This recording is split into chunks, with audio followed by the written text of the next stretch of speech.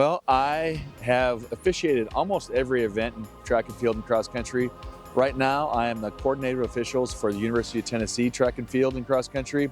So I help organize and get the officials for all of the meets that they host here, as well as the AAU national qualifier that's held in town here, and then just fill in for the events where we need help on meet days. I am a certified track official and have been for about 14 years. In addition to my duties as a track and cross country coach, and I take great pleasure in officiating as many meets each year as I can. Love the sport. I ran for Knoxville Catholic High School back in high school, graduated in 1972. When I was in graduate school at the University of Tennessee in 1986, they were advertising in the Daily Beacon for officials for the SEC Outdoor Championships that Tennessee hosted. And they were looking for timers. And I went to, that's when we still did stopwatches, manual stopwatches for timing. And it was a great fun, and I decided to get into it full time. Well, track events, you're usually working a field event. There are umpires that work the running events in track and field. Well, cross country is just one race. So we're usually course monitors, making sure people don't cut corners, or that we're pointing them in the right direction, or working the start line or finish line. Whereas in track and field, you're working long jump, high jump, shot put, pole vault, discus, javelin, different field events like that. Officials are there. I mean, running is a sport of timing. It's all based on time, and it's, you know, you fire the gun and your time is from start line to finish line. And so the officials are there to make sure that everything is fair, that, you know, the chips, the gun time, that they're witnessing basically the race unfold, and, you know, verifying the timing technology. I think officiating is an amazing opportunity to be involved not only with the sport of track and field, but within the track and field events. No place else can you get as close to the action, feel the power and the speed of these amazing athletes as you can when you're right there with them in each venue. Well, it's dealing with the parents or coaches or athletes and making sure that we are enforcing the rules correctly. There's a lot of people that don't actually know what the rules are, so they assume that it was the way it was 30 years ago when they were competing. So making sure that we're enforcing the rules correctly. And there are 3 different rule books. There's a high school rule book, a collegiate rule book, and an IAAF rule book that are all a little bit different. And depending on which meets we're doing, you have to interpret the rules based on those rule books. As far as my advice that I would give to coaches as a certified official was to study the rules and know the rules, to help encourage your athletes to know and study the rules as well, in order to have the cleanest, best competitions that they can have. Well, track events, you're usually working a field event. There are umpires that work the running events in track and field. Well, cross country is just one race. So we're usually course monitors, making sure people don't cut corners, or that we're pointing them in the right direction, or working the start line or finish line. Whereas in track and field, you're working long jump, high jump, shot put, pole vault, discus, javelin, different field events like that. I'm certified in all disciplines. I do prefer horizontal jumps, throws, and track events. The highlight of my cross-country officiating is officiating the meets down at the University of Tennessee.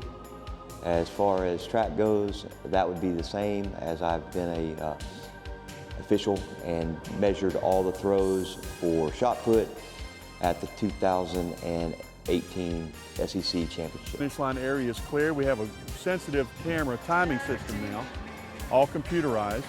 And if anybody gets in front of the finish line when a racer is crossing, it can mess up the system. So I keep the finish line clear. Again, help assist, get runners to the line, get the races started, and count laps and take care of lapped runners. So there is a meet referee for both cross country and track meets. If there is a disqualification, you as an official report that to the meet referee.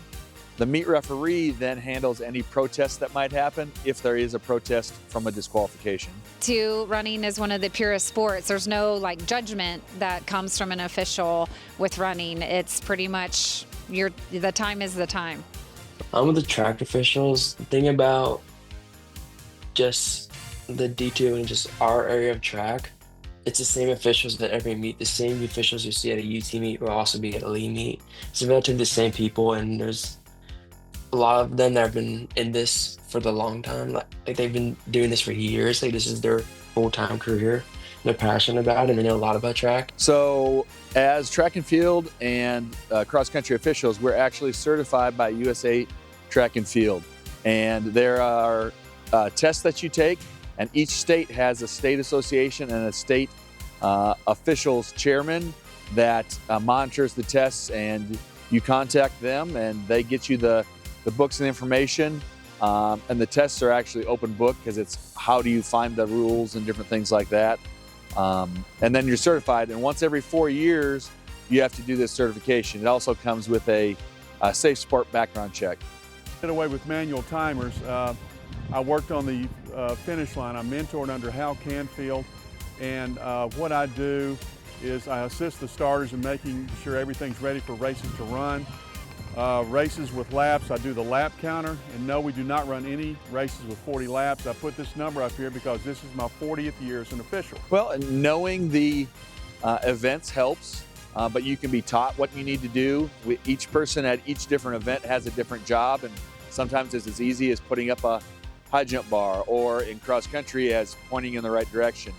But be willing to learn the different events, and one of the things is having a little bit of stamina, because sometimes these events are all day long and you need to be able to be at the event and stay hydrated and work all day. Okay. In terms of a volunteer at some of these track meets, I've served as like in the throws area or even in the jumps area. I'll just be like the marker for that.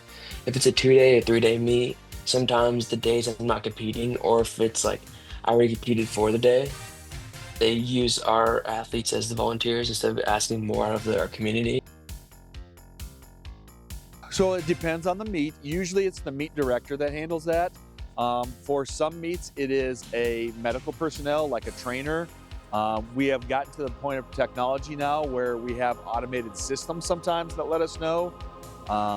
There was track meets this summer that a siren went off when we needed to clear the stadium for the lightning delays. In the future, based on how impactful track has been in my life, I feel like being a track official would be something I would see in my near future.